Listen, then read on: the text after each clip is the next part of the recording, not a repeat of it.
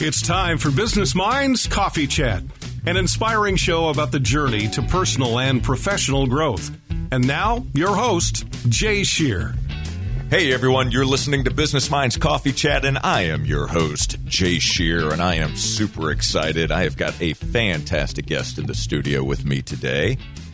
But before I introduce him, I'd like to open with a quote by Thomas Merton, who said, "Art enables us to find ourselves and lose ourselves at the same time."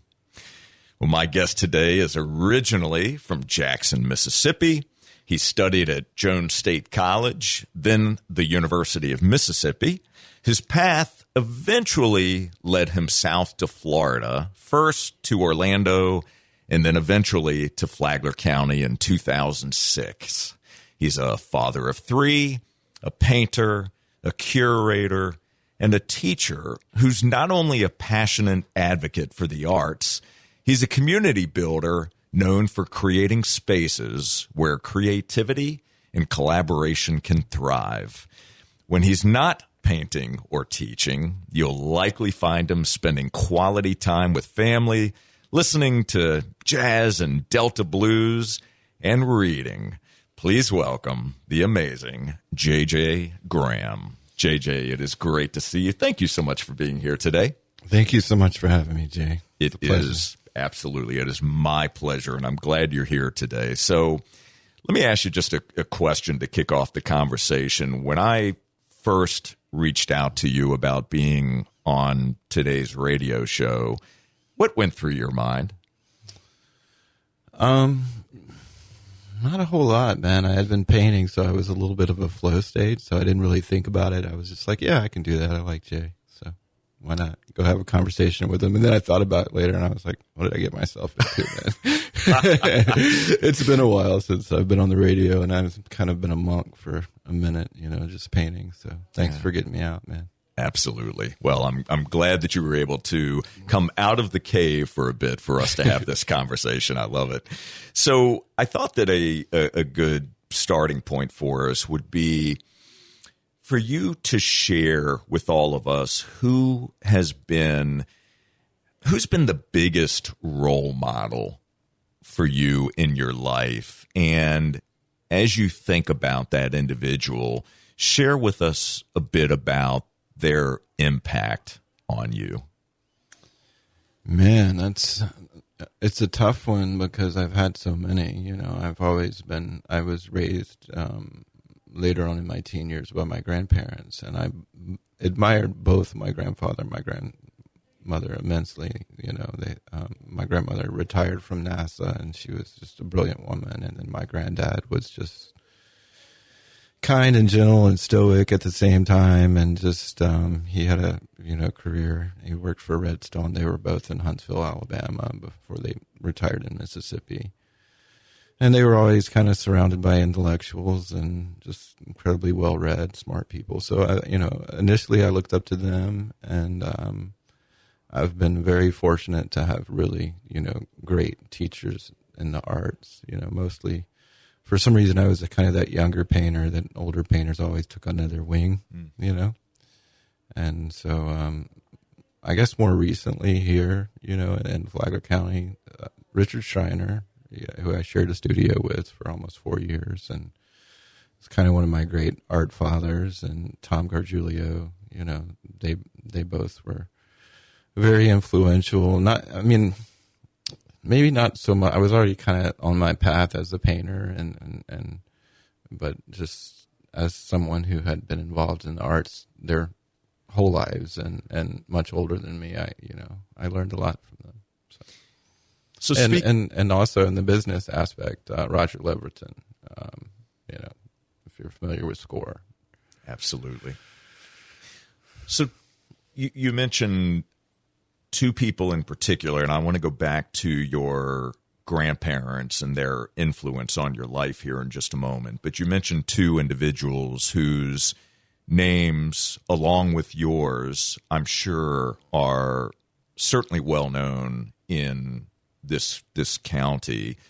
for their contributions to arts and culture and just really raising the awareness around the importance of the arts. But they've also both have left us. And they've left a lot of people. I don't know if they've left me yet. And I wanted to every day. And I thank you for saying it exactly like that, because I wanted to talk to you for a moment about loss and how you process loss, or as you just said, they may still be with you. They may be lost to some people, but not necessarily to you. Speak to that for a moment about the process of dealing with loss and grief. Well, I mean, unfortunately, I dealt with it at an early age. You know, I lost my mother 10 days before my 10th birthday. And so, and it's something I can talk about, you know, I've come to grips with, and you tend to hold on to the good times. But I'm also a big fan of Marcus Aurelius. And, you know, when you really love someone as deeply as I loved both Richard and Tom, you've already dealt with the fact that they're much older than you, and you're not going to have them, so to speak, for, you know. And at that time, you know, I had lost my grandmother. And so I had kind of been accustomed to, you know, being present and making the time that you have with them count, and knowing that they weren't always going to be there. That being said, it's you know, it's still rough. You miss them, you know, but, you know, I'm fortunate to have some of their art, and, you know, they were both very good to me, and I'm just very fortunate that I had them in my life as long as I did. I'll try not to get too emotional here. Yeah. But I loved them a lot, and yeah, I miss them. And I'm still, to a certain extent, dealing with it, you know. There is a bit of a void there, but, you know, I'll carry it. So let's go back to your grandparents here for just a moment. Obviously, they both played an instrumental role in your life and your formative years. So you just mentioned your mom passed away a few days before your 10th birthday. So take us back, if you will, for a couple of moments, what life was like for you at that particular stage. What was going on in life for you, and how did you end up, whether it was leaving home, how did you end up with your grandparents? It's a long story, and, you know, I mean, that would be a long podcast, but I'll try to condense it. Sure. You know, my father was a minister, and he was sent at the time when he was the firstborn child of my grandparents. They were working a lot, being flown different places. So he was raised mainly by his grandmother, who was very religious, and so he was a Methodist minister and a Baptist minister, and then kind of settled into kind of more the Pentecostal type religion. So it was very conservative, but they had a big church in Brookhaven, Mississippi, and had a school. And I kind of lived in a glass house growing up, and looking back on it, it wasn't so bad, you know. But, you know, it was the typical, very strict, no television, all those type things. But my mother took me to the library every Saturday, and that's where I fell in love with drawing. And so, of course, when she passed away, I kind of went more into it. So it's always been kind of a place where I felt comfortable in a quiet space that I could kind of work things out. And, you know, art can be many things, and it's been many things for me, but it's been a source of healing and sorting things out. So I'm very fortunate that I found that when I was young, and I owe her a great debt of gratitude for taking me to the library. I fell in love with reading, and then my grandmother loved that I fell in love with reading, so she was always putting books in my hands even back then. What kind of books? Give me an idea of what you were reading. Everything, you know. I started reading, you know, before I was in the 1st grade, and I read every Hardy Boys. I even, you know, read Nancy Drew. Anything they put in my hands, I'd read. But my grandmother got me hooked on Louis L'Amour, who was like a Western writer. Yeah. And, it was total unbridled escapism, but he was such a, historian too. So that was kind of a bridge into getting into more like history and he was a wonderful writer. I think he's highly underrated. And he was a painter with words. And I think, a lot of how I paint was born out of just reading a lot of him and him being so descriptive of the landscape and things like that. So a lot of my paintings kind of start out as words, and then if I can describe it with words, I can paint it, So, books had a tremendous impact on me. And I forgot, there was something that you said right towards the end, but I think my mother, she was a musician. She played the accordion, she played the piano and the organ, and I had started playing piano, but I kind of gave that up after she passed and just kept up the drawing. And then when I was in, my father remarried and to a very religious family, and I'll leave it at that. And we moved out to San Angelo, Texas. And at that point, he had kind of given up the ministry. He still would preach here and there if he was invited, but he had become a full-time rural mail carrier. And so we ended up in San Angelo, Texas, and coming out of, I had went from church schools to the Mississippi public school system, and then to Texas, where their school systems were almost like our community colleges, and they had art there. And I had a Native American instructor named Willie Zuniga, and he really liked me a lot and encouraged me to continue drawing, and that's where I started painting. Up until then, I had just kind of been drawing and not much painting. And so when I came back, right before I turned, at 16 to Mississippi, there was no art in the public school system then. And so I kind of had this like magical thing that I did that got me out of class. And I guess I was kind of the art teacher because, people would ask me, how do you draw this or do that? And then I ended up, some of my friends started drawing that would hang out with me. So art was always kind of a way, I guess, growing up for me to kind of break the ice. And it's like this little magic trick, that, I had in my, toolbox. And then when I went to Jones Junior College, I was a psychology major. I didn't think about it as a career, but I took a painting or drawing elective, and the teacher at the time was a guy named David Sullivan, and he said, you have this kind of very expressive way of drawing. Have you ever really tried to paint? And I said, a little bit. And so he took me in a back room and gave me a big hunk of canvas, and one of the adults in the night class had abandoned their paint, and he gave me a tackle box full of paint, and the rest was history. He ended up giving me a scholarship later on. I changed my major. Amazing. David Sullivan. Yeah. That's incredible. So, JJ, we're going to hit pause on our conversation. I was going to ask you a question here, but I want to leave some space for further exploration there. So we're going to take a brief break to thank our amazing sponsors. My friends, don't you go anywhere. You are listening to Business Minds Coffee Chat. We will be right back.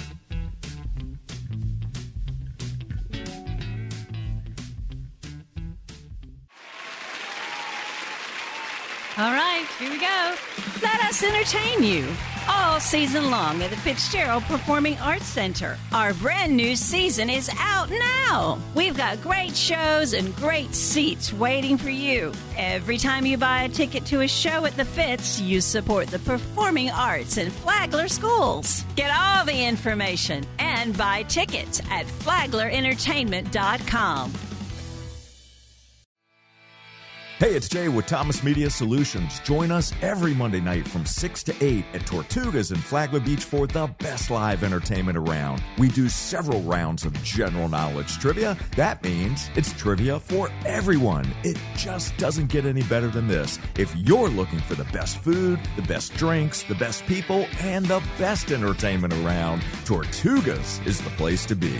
Make sure to get there early to get a seat. See you there. Thank you so much for recommending us to your family and friends. When you need a 30, 60, or 90-minute massage, it's real easy to book your appointment online. MassageByNatalie.org. MassageByNatalie.org. This is Jay Shear. Are you a business owner or entrepreneur trying to figure out how to improve and achieve greater results? If so, I'm speaking to you. I provide the tools, coaching, and accountability you need to gain clarity around your personal and professional goals, remove the excuses holding you back, build a mindset, leadership skills, and proven strategies to grow your business and become the best version of yourself. To learn more or to apply for my coaching services, call 904-236-0431 or visit JShearBusinessConsulting.com. All right, we're back. And again, you're listening to Business Minds Coffee Chat, and I am in the studio today with my very special guest, JJ Graham. What an interesting conversation we're having so far. We're going to keep that conversation going. And JJ, before we took the break, you were talking about what you were doing at Jones State College, and you mentioned that when you first started at Jones College, you were a psychology major before you switched to art. Tell me a little bit about that. Why psychology? I was fascinated with Carl Jung, and I think, I read his work. And to be honest, I think I was still trying to sort out a lot of things in my personal life. So I don't really know. Like at that point, I kind of realized that. And art kind of... Once I started painting, I got bit by the bug, and I knew it was my path. And so luckily I was able to get a scholarship there at Jones, and I had a Pell Grant, and so I just kind of switched over. But it was very serendipitous. He gave me some paint and a canvas, and so I went home. He had asked me to paint something, and we kind of had the College of the Arts. Two of my roommates went to the University of Southern, and one was a film major named Diego, and the other was an English major named Jay.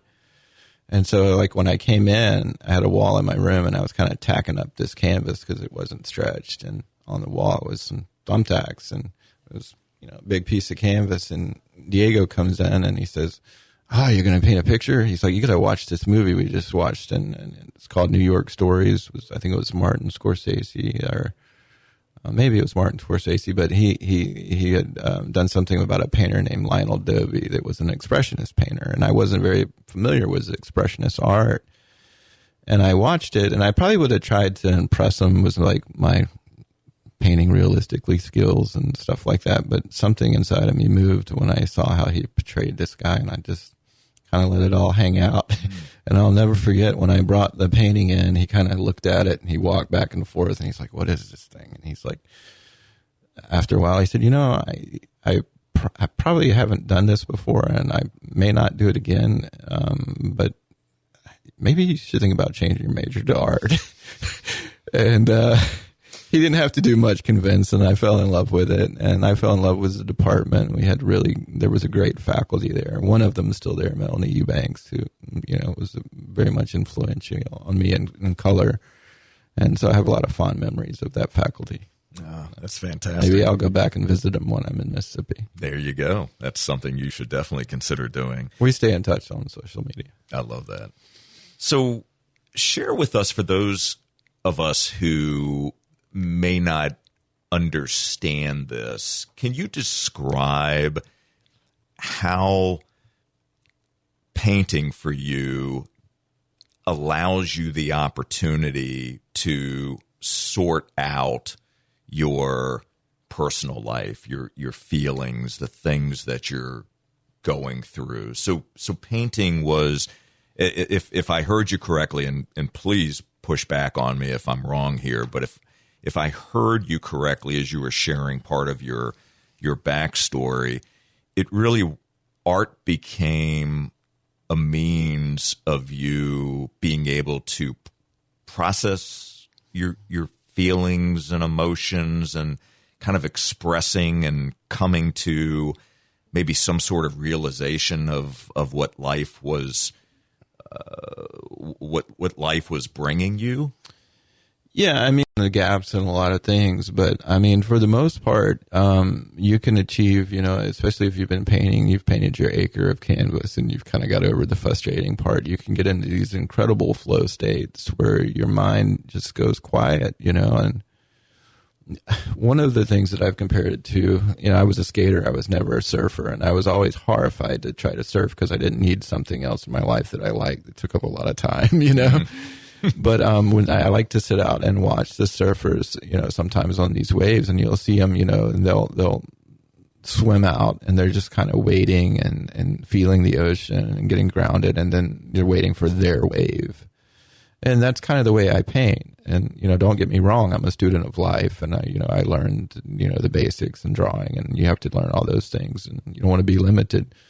But at this point, it's kind of about getting out into that ocean of ideas and just kind of seeing where life is trying to take you and what you want to communicate. And it always starts out just playing with color to music, like a child, and then you catch a wave and you kind of see the painting in your head, and then you kind of write it home, And some of them, maybe a big wave, take you a month or two to paint it, and some of them are done in an hour or two. There's no rhyme or reason there.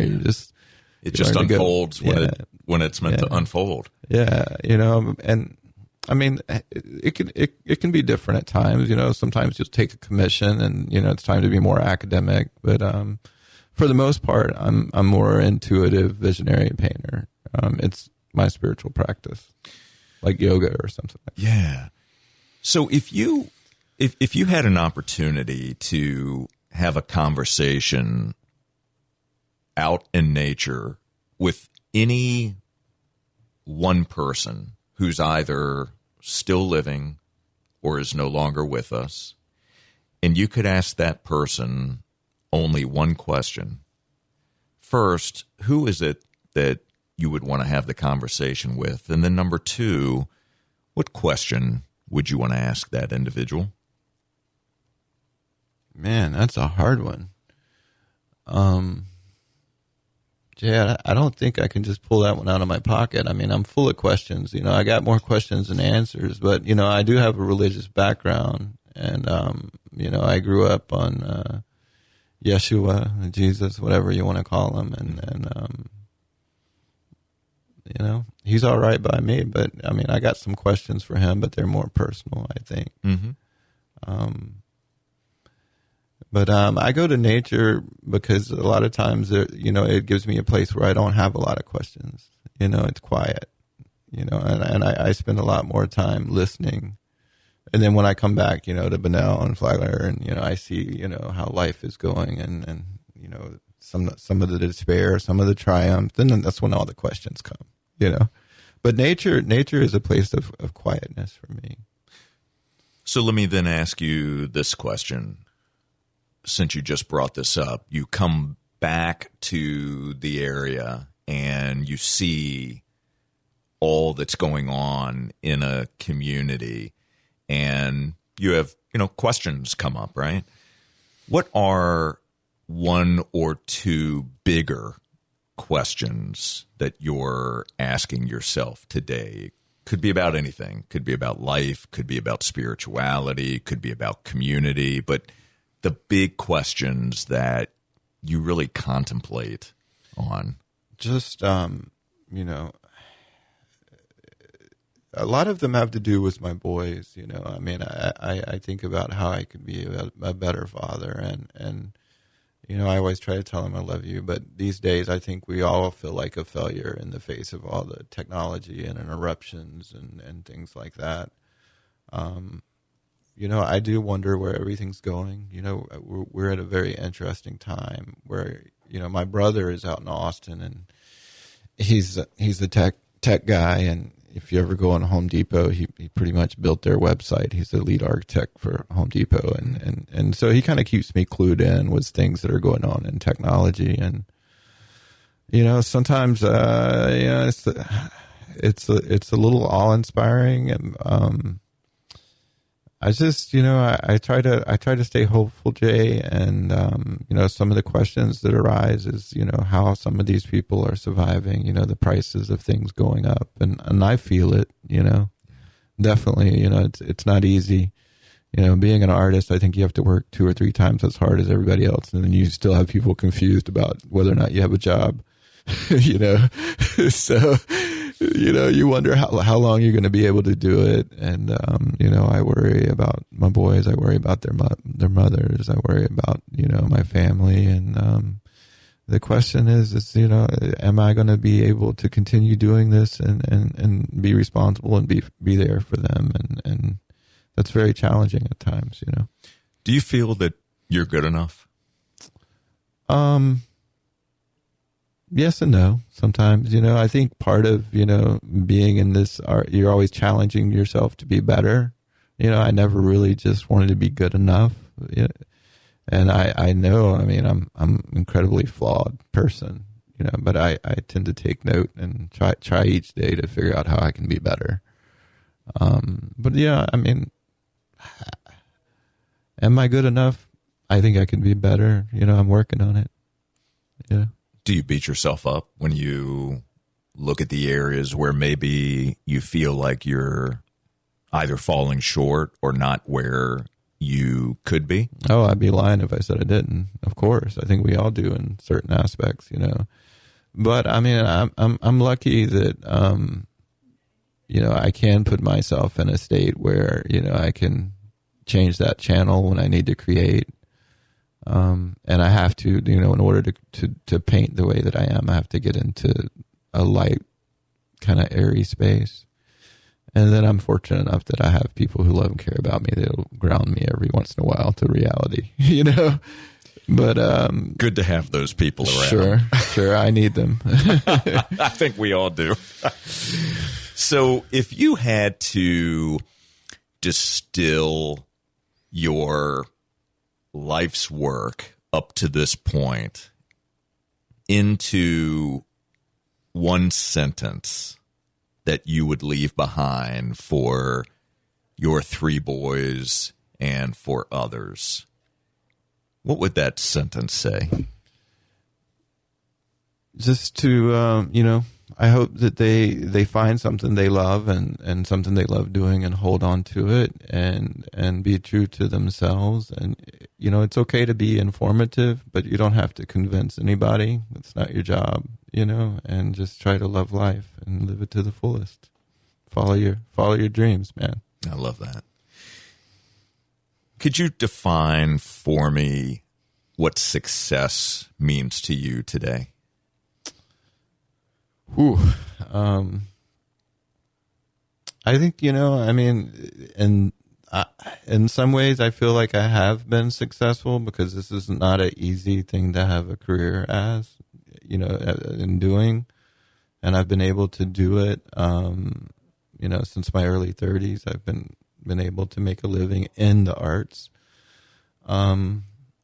But right now, I have a lot of art, and sometimes art is my currency. Sometimes there's not a lot of money in the bank, but, my grandfather told me something when I was young. He said, find something you love doing, and you may not be super wealthy, but you'll never go hungry. And it's very true. Yes, it is. Wise words from your grandfather, yeah, for sure. So as we're wrapping up our conversation, JJ, 2 quick things. First, what's the greatest gift that life has given you that you didn't realize at the time? The greatest gift that life has given me that I didn't realize at the time. It taught me to be humble, It's taught me to not be so egotistical, and to be forgiving. And to sometimes forgive yourself, Very good. So one last thing and to cherish people. And to cherish people. Yeah. That's so good. I would love it if you would give all of us, everyone that's listening right now, that's hearing our voices, that's watching us, I would love it if you would give us a challenge. what is one thing that you would challenge us to do starting immediately? Find a place in nature, sit down, and put your phone away, and just be quiet and reconnect. Put your bare feet on the ground and just remember what a beautiful place we are all in. That's so good. JJ, I want to thank you so very much for joining me today on Business Minds Coffee Chat. This really has been an illuminating conversation on many fronts. I appreciate you sharing, being authentic, giving us an opportunity a bit to maybe pull the curtain back, and just know that I'm grateful for you. Thank you so much. Thank you for having me, Jay. And I'm actually a really funny guy, but you got me kind of serious here, you know. He pulled out the philosopher. But, oh, I tell you, I love it though. We'll tell jokes on the next show. Sounds good. All right. Well, my friends, thank you so very much for tuning into Business Minds Coffee Chat. We will be back next Saturday morning at 8:30. And until then, keep learning and growing. Listen to JJ, get out into nature, and keep doing the work to reach your potential. Take care, everyone.